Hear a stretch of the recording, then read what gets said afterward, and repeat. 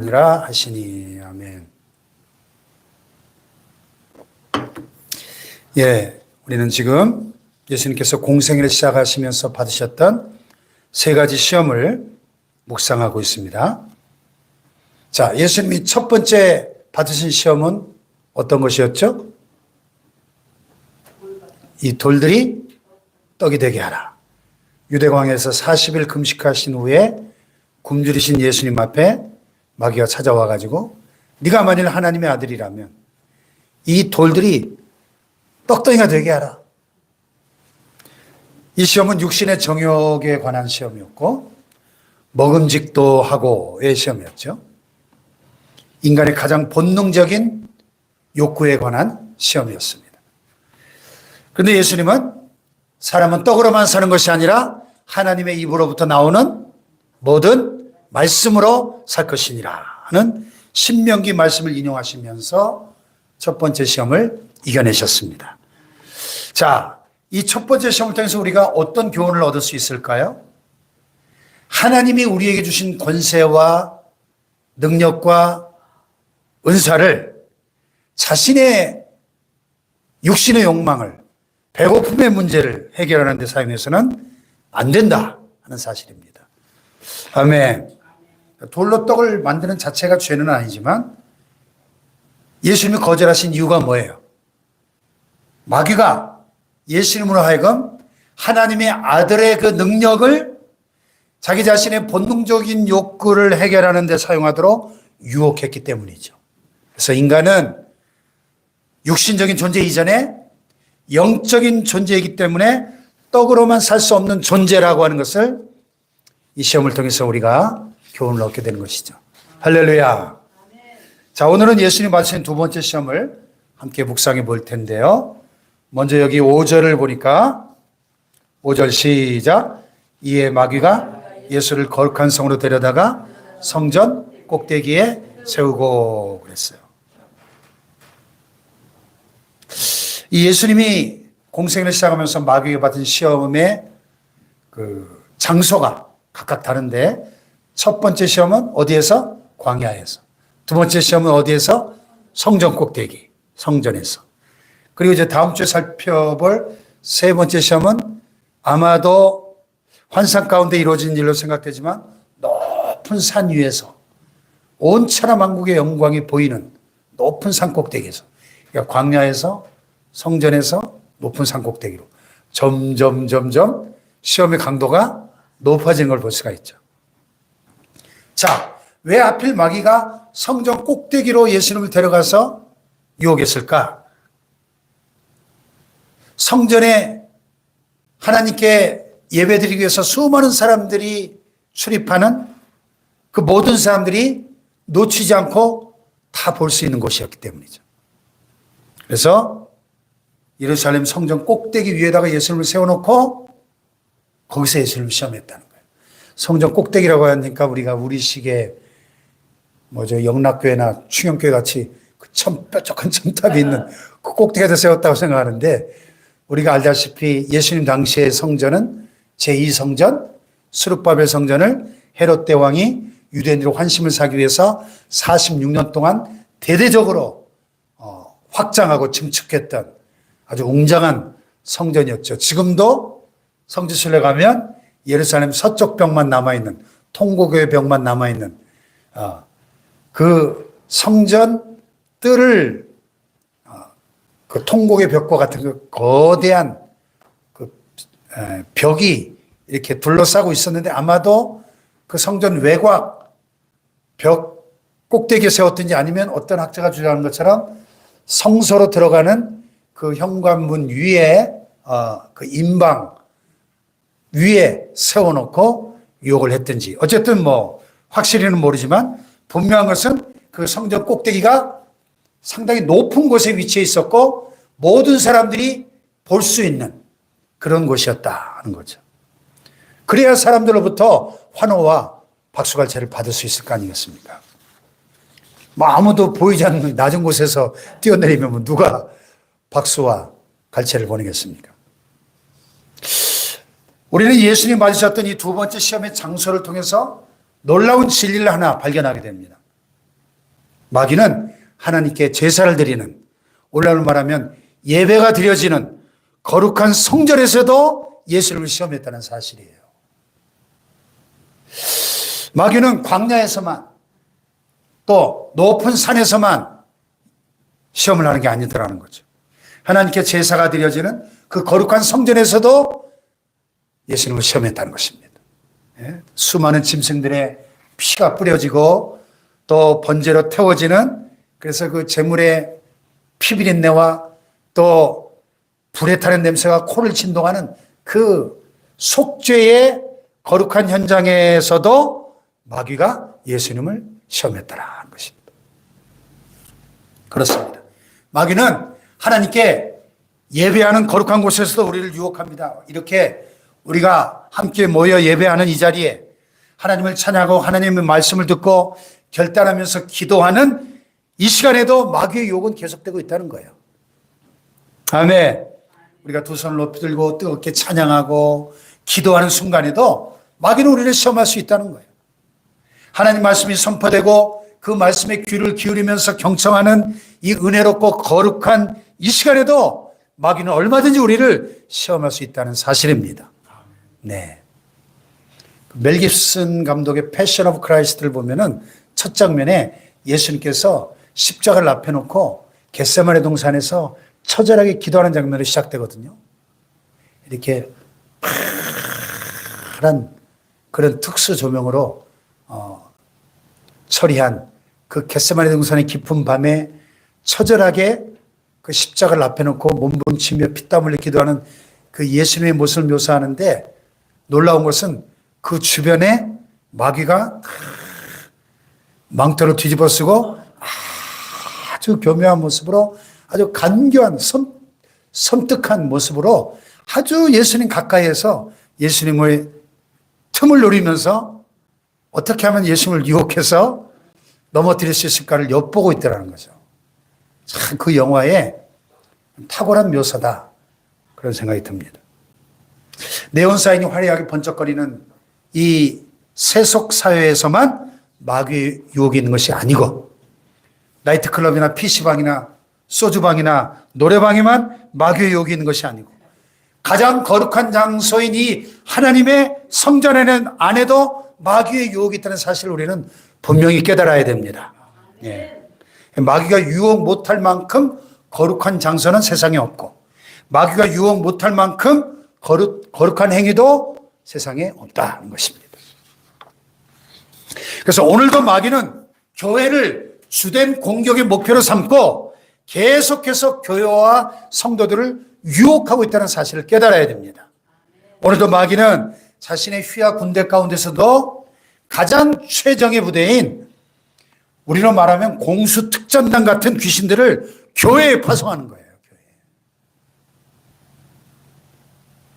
그래서 이 마귀의 조직을 보면 에베소서 6장에 그 영적 전쟁을 가르치면서 정사와 권세와 이 어둠의 세상 주관자들과 하늘에 있는 악의 영들을 상대하는 영적 전쟁이라고 말하면서 그 용어들을 들어가서 연구해 보면 이게 군대 조직이에요. 이 마귀가 총사령관이고 그 밑에 휘하에 이 귀신들이 일사불란하게 대장 마귀의 명령에 따라 군대처럼 움직이는데, 이 교회를 공격하기 위한 이 귀신 부대는 아주 최정의 특수부대가 공격한다는 걸 깨달아야 돼요. 예. 그래서 이 교회가 성령 충만하지 못하고 영적으로 꽉 눌려있을 때 보면 성도들의 표정이 어두워요. 입이 안 열려요. 그렇게 명랑하고 쾌활한 사람도 딱 예배만 시작되면 마음이 탁 닫히고 굳어집니다. 입이 열려야 마음이 열리고, 마음이 열려야 하늘문이 열리는데 입이 굳어 있어요. 찬송을 부를 때도 마음으로 부르는 게 아니라 그냥 입술로 대충 흉내만 내고 있습니다. 하나님만을 바라봐야 되는데 그렇지 않고 자꾸 사람을 의식하게 만들고, 기도할 때도 보면은 기도에 집중하지 못하게 만들고 온갖 쓸데없는 잡념에 사로잡히게 만들어서 아무 의미 없는 중언부언의 기도를 하게 만드는 거죠. 그래서 자꾸만 의심을 심어주고 확신 있는 기도를 못하게 만들고, 그래서 기도하고 난 다음에도 시험에 들게 만드는 거죠. 말씀을 들을 때도 오늘 나에게 주시는 하나님의 말씀으로 받아들이는 것이 아니라 자꾸만 딴 생각에 사로잡히게 만들고 말씀이 귀에 들어오지 않게 만드는 거죠. 이게 다 마귀의 역사입니다. 사랑하는 여러분, 어떤 교회든지 교회는 자신의 영적 수준을 능가하는 예배를 드릴 수 없는 거죠. 그리고 그 예배에 참여하는 성도는 그 예배 이상의 삶을 살 수가 없는 거예요. 신앙의 수준은 예배의 수준인 것입니다. 예. 예배의 질이 삶의 질을 결정하는 거예요. 누구라도 그 예배를 능가하는 삶을 살 수 없는 겁니다. 네. 오늘 여러분이 예배를 죽쓰면요, 한 주간의 삶을 죽쓰는 겁니다.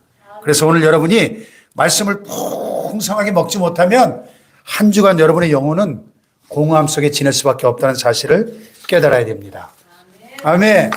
그래서 교회가 전도, 선교, 봉사, 섬김, 교육, 훈련, 구제, 해야 할 일, 사역이 참 많지만 가장 본질적이고 가장 중요한 교회 심장과 같은 사역은 바로 예배인 것입니다. 예배. 할렐루야. 예배가 무너지면 교회 심장 박동이 멈춘 것 같아요. 가끔 이 심근경색 이런 게 와가지고 쓰러지는 분들 있잖아요. 뭐 해야 돼요? 심폐소생술로 막 갈비뼈가 부러질 정도로 막 이거 해야 되잖아요. 응급조치. 그래서 예배가 무너져 있는 개인의 심령은 영적으로 보면 당장 심폐소생술을 해야 할 정도로 심각한 상태라는 사실을 알아야 되는 거죠. 아멘. 그러므로 여러분, 예배 시간에 시험에 들지 않도록 우리가 예배의 성공자들이 되도록 기도해야 될 줄로 믿습니다. 네.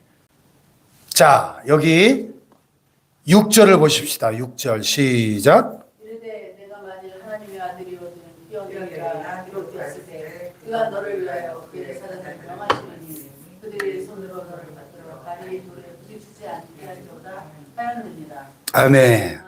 자, 두 번째 시험의 내용이 뭐예요? 야, 너 정말 하나님의 아들이야? 그러면 성전 꼭대기에서 뛰어내려 봐. 그러면 하나님께서 천사를 동원해서 너를 지킬 거 아니야. 네가 발끝 하나 상하지 않고 사뿐히 내려와 앉게 되면은 거기 모여있는 수많은 사람들이 너를 메시아라고 환호하면서 따르지 않겠니? 그러면 넌 쉽게 메시아가 될 수 있잖아. 이게 마귀의 두 번째 시험이었습니다. 네가 정말 하나님의 아들이라고 한다면 뭔가 화끈하게 보여달라는 거예요. 뭔가 좀 더 대담하고 모험적이고 화려하면서도 장엄한 그런 모습을 보이라 하는 겁니다. 좀 더 스펙터클하고 센세이셔널한 그런 멋진 퍼포먼스를 한번 해봐. 그런 얘기죠. 그러면 사람들이 그걸 보면서 너에게 막 환호하고 박수갈채를 보내고 너를 메시아로 인정하게 될 거 아니냐? 그런 말이죠. 정말 그럴 겁니다. 예수님이 그 높은 성전 꼭대기에서 마치 그 번지 점프하는 것처럼 뛰어내렸는데 발끝 하나 상하지 않고 사뿐히 내려앉는다면 많은 사람들이 환호하겠죠. 이야, 드디어 기다리던 메시아가 나타나셨구나. 그러면서 예수님의 뒤를 따르지 않겠습니까? 사람은 누구나 그 평범한 것 이상을 보면 놀라고 환호하게 돼 있죠. 예수님 슈퍼맨처럼 그 높은 곳에서 사뿐하게 뛰어내려오시면 얼마나 많은 사람들이 놀라면서 환호하고 박수를 보내겠습니까? 오늘 우리에게도 이런 시험이 계속되고 있다는 거예요. 죄성을 가진 우리 인간 속에 사람들로부터 인정받고 싶고 찬사를 받고 싶고 스포트라이트를 받고 싶은 욕망이 있다는 거죠. 스타가 되고 싶어하는 욕망이 누구에게나 있습니다. 자, 교회 안에서 왜 사람들이 시험에 드는 줄 아십니까? 하나님이 인정해 주지 않아서가 아니라 사람들이 나를 인정해 주지 않는 것, 그것 때문에 시험 드는 거 아니겠어요? 사실은 하나님이 인정해 주시면 그것으로 충분한데 말이죠. 아멘. 사람들의 인정보다 하나님께서 인정해 주시는 것이 훨씬 더 중요한데 말이죠. 아멘. 근데 우리 안에는 하나님의 인정보다는 끊임없이 사람들의 인정을 받고 싶어하는 욕망이 있다는 거예요. 물론 하나님께도 인정받고 사람들에게도 인정받으면 뭐 더 좋겠죠. 사람들에게 인정받는 것이 뭐 잘못된 것은 아닙니다. 정당한 노력과 정당한 행동을 통해서 사람들로부터 인정을 받는 것은 당연한 것이겠죠. 또 때로 우리에게는 그런 사람들로부터의 인정과 칭찬과 격려도 필요합니다. 그런데 문제가 되는 것은 처음부터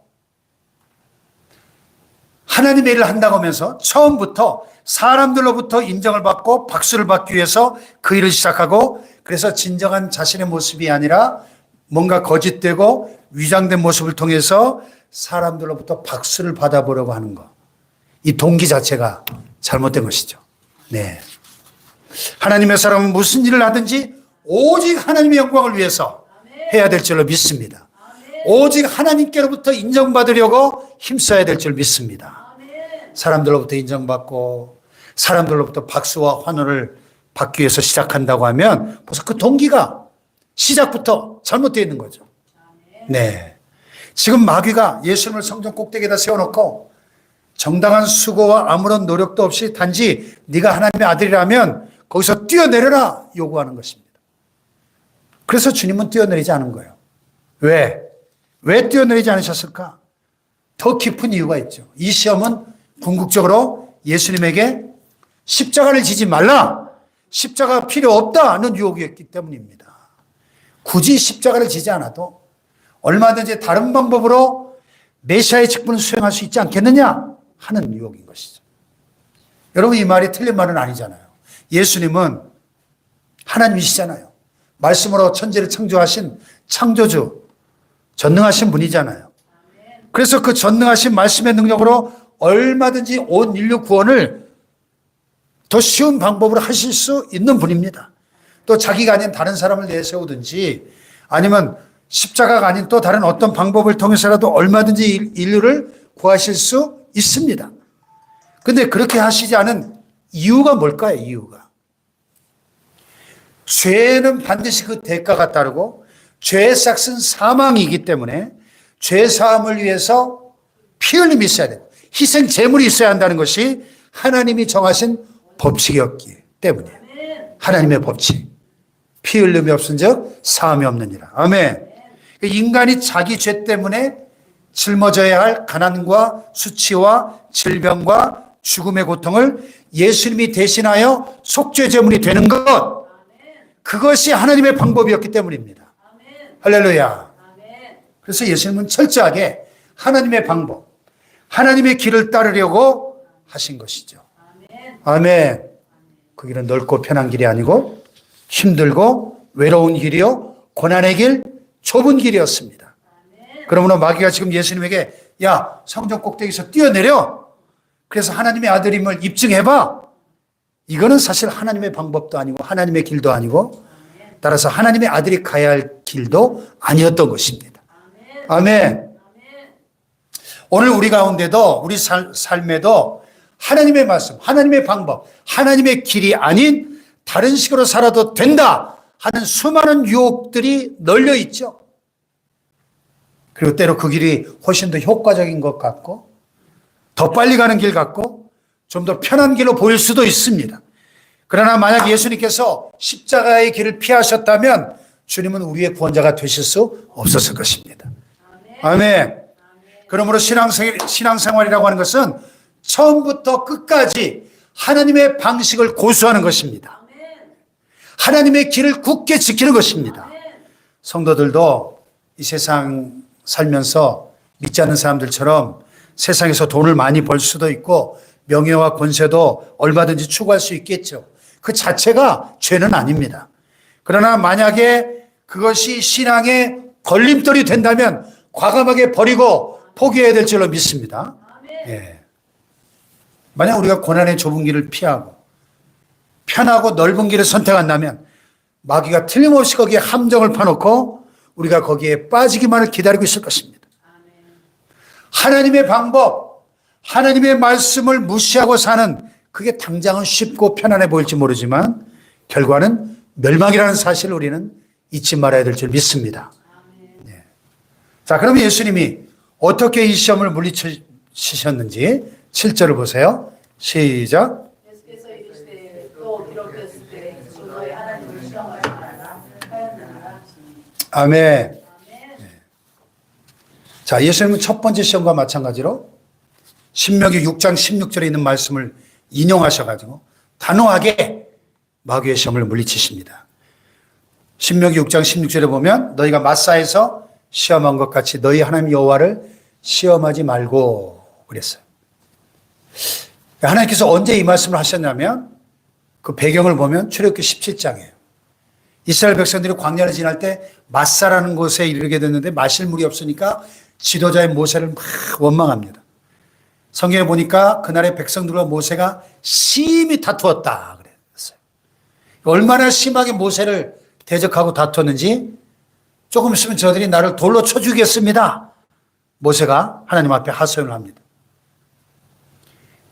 성경에 보면 그날의 이스라엘 백성들이 야 정말 하나님이 우리 가운데 계신 거냐 안 계신 거냐 하면서 하나님을 시험했다고 기록하고 있어요. 자, 우리가 모세 영화에서도 봤죠. 하나님께서 그 크신 권능과 기적으로 애굽에서 그들을 인도하여 해방시키시고 홍해를 마른 육지같이 건너게 하시는 놀라운 능력을 경험하게 하시고 그런 다음에 물이 없는 광야로 인도하셨다면 하나님이 이미 마실 물을 예배해 놓으셨을 거야. 믿음을 가져야 되지 않겠습니까? 그런데 그렇지 않고 하나님의 존재 자체를 시험했다는 거예요. 야, 하나님이 진짜 계신 거야, 안 계신 거야? 하면서 그래서 하나님 모세를 통해서 주신 말씀이 바로 이 말씀이에요. 너희가 어찌하여 여호와를 시험하느냐? 그래서 예수님이 바로 그 말씀을 인용해 가지고 주 너희 하나님을 시험하지 말라 이렇게 말씀으로 대적하신 것이죠. 다 같이 주 너희 하나님을 시험하지 말라. 아멘.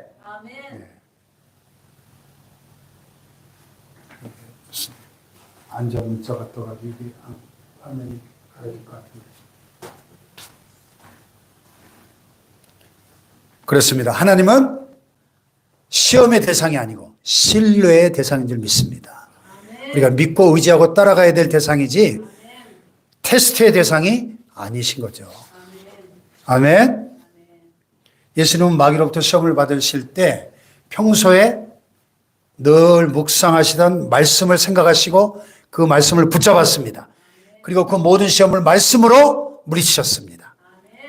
그래서 첫 번째 시험에 네가 만약 하나님의 아들이거든 이 돌들을 명하여 떡덩이가 되게 하라. 이때도 기록되었을 때 사람이 떡으로만 살 것이 아니요 하나님의 입으로부터 나오는 모든 말씀으로 살 것이라. 신명기 8장 3절 말씀 인용해서 인간의 그 본능적인 욕구의 시험을 이겨내셨습니다. 네. 그리고 오늘 두 번째 시험도 말씀으로 물리치시죠. 야, 네가 만약 하나님의 아들이면 뛰어내려라. 기록되었을 때 그가 너를 위하여 그의 사자들 명하시리니 그들의 손으로 너를 받들어 발이 돌에 부딪히지 않게 하리로다. 야, 마귀가 얼마나 교묘한지요. 예수님 앞에도 시편에 기록된 말씀을 딱 갖다 붙이면서 시험을 합니다. 이 시편에 있는 말씀이거든요. 이 시험을 받았을 때도 예수님은 기록된 말씀을 통해서 마귀의 시험을 이겨내신 거예요. 그래서 예수께서 이르시되 또 기록되었을 때, 다 같이 또 기록되었을 때, 또 기록되었을 때, 예, 기록된 말씀. 다음 주에 살펴볼 마지막 세 번째 시험도 말씀으로, 기록된 말씀으로, 기록되었을 때, 기록되었을 때, 기록되었을 때, 세 번 다 말씀으로 이겨내신 거예요. 할렐루야. 물질의 시험도 말씀으로 물리치시고 권세와 명예의 시험도 영적인 시험도 육체의 시험도 정신적인 시험도 다 말씀으로 물리치신 거예요. 말씀으로. 아멘. 하나님의 말씀만이 마귀의 공격을 물리칠 수 있는 겁니다. 그래서 에베소 6장의 성도의 영적 전쟁을 이야기하면서 사도 바울이 하나님의 말씀으로 전신갑주를 입으라. 전신갑주. 머리부터 발끝까지 전신갑주를 입으라. 너희가 주 안에서와 그 힘의 능력으로 강건하여지고 마귀의 간계를 능히 대적하기 위하여 하나님의 전신갑주를 입으라 그랬어요. 아멘. 우리의 삶이 영적 전쟁이기 때문에 구원의 투구를 쓰고 성령의 검, 곧 하나님의 말씀을 가져라. 하나님의 말씀. 아멘. 하나님의 말씀 곧 성령의 검이에요. 그래서 이 하나님의 전신갑주 가운데 유일한 공격용 무기예요. 다 나머지 투구, 의의 흉배, 뭐 신발, 방패 다 방어용 무기인데 유일한 공격용 무기는 뭐예요? 성령의 검, 곧 하나님의 말씀을 가지라. 아멘. 하나님 말씀. 제가 오래전에 보았던 총천연색 환상이 하나 생각나네요. 하나님께서 저의 그 영적 상태를 탁 보여주시는데 제가 큰 칼을 딱 들고 있어요. 그런데 제 모습을 보니까 제 모습이 어린아이야, 어린아이. 어린아이인데 큰 칼을 들었어. 칼이 막 번쩍번쩍 빛나고 날이 섰어요. 그리고 막 제 온몸에 광채가 나는 거예요. 근데 제 이 모습이 굉장히 용감한 용사의 모습인 거예요. 제 주변에 막 이 어른들이 삥 둘러서 있는데 딱 그걸 보는 순간에 제가 그 성경의 그 위대한 인물들 있잖아요. 뭐 아브라함, 모세, 다윗, 다니엘 막 이런 사람들이 제 주변에 둘러서서 제 모습을 보면서 막 신기해하면서 기특해하면서 저를 보고 있는 그런 환상을 딱 보여주시더라고요. 예. 아멘을 해야 될 환상인가? 제가 용감하고 날이 선 성령의 검을 들고 있는데 아직은 영적인 어린아이 상태라는 거죠. 근데 그 당시에 제가 영적으로 수준이 그래 영적 어린아이와 같은 상태였지만 장차 성령의 검을 높이 들고 하나님의 말씀으로 영적 전쟁을 치를 그런 모습을 보여주신 것 같아요. 오늘 이 말씀을 보다 보니까 그 환상이 생각이 나네요. 그래서 하나님의 말씀은 성령의 검이에요. 마귀의 급소를 공격할 수 있는 유일한 공격용 무기인 겁니다. 그래서 예수님도 이 기록된 하나님의 말씀으로 이 마귀를 물리치신 거예요. 할렐루야. 그러므로 마귀의 관계를 이겨내려면 마귀의 유혹을 이겨내려면 하나님의 말씀을 가져야 될 줄로 믿습니다. 하나님 말씀을 잘 알고 있어야 되고 하나님 말씀을 알되 정확하게 알아야 되고 여러분 예수님 보세요. 첫 번째, 두 번째 시험, 세 번째 시험 모두 기록되었을 때, 또 기록되었을 때, 기록되었을 때. 다 같이 기록되었을 때, 또 기록되었을 때, 기록되었을 때. 세 번 다. 그래서 예수님 평소에 이 말씀을 뭐 하고 있었다는 거예요? 예? 암송하고 있었다는 거죠. 예? 언제 성경을 찾아서 뒤적거릴 새가 있으니까 그 광야에서 암송하고 있던 말씀을 정확하게 인용해서 대적하신 거예요. 아멘. 오늘 여러분 하나님 말씀 얼마나 알고 계십니까? 얼마나 암송하고 계십니까? 그 말씀을 또 얼마나 묵상하고 계세요? 문제를 만날 때마다 그 문제의 해결책이 되는 말씀을 얼마나 알고 계세요? 마귀의 공격을 받을 때마다 그 공격을 즉각 물리칠 수 있는 그 말씀이 여러분의 마음과 생각 속에 얼마나 지금 갖고 계십니까? 그러므로 어떤 문제를 만나든지 말씀 속에 문제의 해답이 있는 줄로 믿습니다. 여러분이 어떤 시험을 만나든지 이 성경 말씀 속에 그 시험을 이겨낼 수 있는 말씀이 다 들어있는 줄 믿습니다. 그러므로 말씀을 가까이 하고 말씀을 사모해야 될 줄 믿습니다. 말씀이 내 안에 풍성히 거하도록 그래서 말씀을 늘 주야로 묵상하고 그 말씀을 암송하고 그 말씀이 완전히 내 영혼 속에 각인되어지도록 아멘. 성도의 진정한 재산은 눈에 보이는 재물이 아니라 하나님의 말씀인 줄로 믿습니다. 네. 그 에이브럼 링컨의 어머니가 링컨이 어릴 때 일찍 돌아가셨잖아요. 죽으면서 자식에게 물려줄 재산이 아무것도 없는 거예요. 눈에 보이는 재물은 아무것도 유산으로 남겨주지 못했지만은 자기 손때가 묻은 성경책을 유산으로 남겨줬어요. 링컨은 초등학교를 1년 6개월밖에 못 다닌 학력을 가진 사람입니다. 근데 어머니가 유산으로 물려준 그 손때 묻은 어머니의 성경책을 밤낮으로 읽고 묵상하고 그 말씀대로 순종하면서 말씀대로 살아 미국의 16대 대통령이 된 줄 믿습니다. 오늘날까지도 미국 역대 대통령들 중에서 미국인들이 가장 존경하는 대통령 1위가 에이브러임 링컨 대통령이에요. 아멘. 아멘. 아멘. 그래서 미국의 수도 워싱턴 DC에 가보면은 링컨 그 기념관이 큰 기념관 건물이 있고 거기에 딱 중앙에 링컨 그 기념상이 조각상이 링컨이 딱 그 의자에 앉아서 통치하는 모습을 우리나라 그 세종대왕처럼 그렇게 해놓은 기념관을 볼 수가 있습니다. 그렇게 모든 미국인들의 마음속에 링컨 대통령이 자리를 잡고 있는 거죠. 왜? 그가 비록 초등학교 1년 6개월의 학력을 가진 사람이었지만 하나님의 말씀에 붙잡히고 말씀을 그가 붙잡을 때 가장 위대한 미국의 대통령이 될 수 있었다는 겁니다. 아멘. 아멘. 성령의 감동으로 기록된 말씀이 우리의 최고 자산인 줄로 믿습니다. 성령의 감동으로 기록된 그 말씀이 우리가 우리의 자녀들에게 후손들에게 물려줄 수 있는 최고의 유산인 줄로 믿습니다. 이 성경 말씀만이 우리의 신앙과 삶의 표준이요 삶의 원리인 줄로 믿습니다. 그래서 이 성령의 감동으로 기록된 이 말씀만이 마귀의 공격을 물리칠 수 있는 성령의 검인 줄로 믿습니다. 그래서 우리가 가진 모든 문제의 해답이 이 말씀 속에 들어있다는 사실을 깨닫고 우리가 이 말씀을 가까이 하고 말씀을 잘 알아야 될 줄로 믿습니다. 이 말씀을 제대로 알지 못하는 성도는 마치 영적인 전쟁터에 나갔는데 무장 해제당한 분인 것 같아요. 아니 전쟁터에서 무장 해제당했으면 그건 죽은 목숨이죠. 그러므로 이제 정말 하나님의 사람으로 문제를 해결받고 마귀의 시험을 물리치고 승리하기를 원한다면 말씀을 더 가까이 하시길 축복합니다. 말씀을 사모하십시오. 날마다 성경을 읽으십시오. 기도할 때도 말씀을 붙들고 기도하시길 바라요.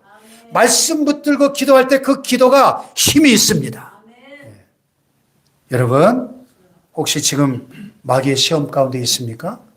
지금 무엇을 기도해야 될지 몰라서 당황하고 있습니까? 내 힘으로 해결할 수 없는 문제들이 막 산더미같이 쌓여 있습니까? 지금 당장 말씀을 펴고 읽고 암송하고 묵상하고 그 말씀 속에 여러분이 가진 문제의 해답이 있음을 깨닫고 예수님처럼 그 기록된 말씀으로 시험을 이기고 문제를 해결하시기를 주님의 이름으로 축복합니다. 할렐루야.